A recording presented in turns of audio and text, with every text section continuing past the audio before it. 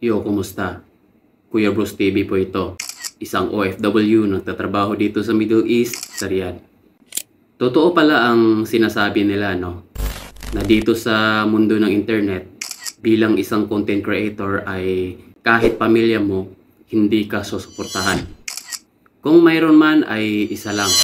Paano pa kaya kung sasabihin mong, uy, panoorin nila ang mga videos mo, ay ikakahiya ka pa. Mas mabuti pa ang mga taong hindi mo kaano-ano ay palaging andyan sa mga comment section mo at nag-i-engage, nagre-react at syempre nag-share sa mga video mo. Pero sa totoo lang, makikita mo naman sila na busy sa kakapanood sa ibang mga vlogger like gaya sa YouTube at iba pang mga social media platform. Minsan, makapag-isip ka na lang na sinusuportahan ba talaga nila ako? Syempre kung mahal mo ang isang tao, maintindihan ka sa mga bagay na nakapagpasaya sa'yo, na wala ka namang inaapakang ibang tao. Minsan, umiiyak ka na lang ng mag-isa. Ito ang realidad bilang isang content creator.